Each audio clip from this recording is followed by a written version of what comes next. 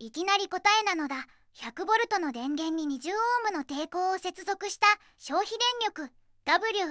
は、この問題の正解はロの500なのだ。なぜなら T、V、R、100、20、1万、20、500ワット、または I、V、R、5アンペアとして T、VI、100×5、500ワット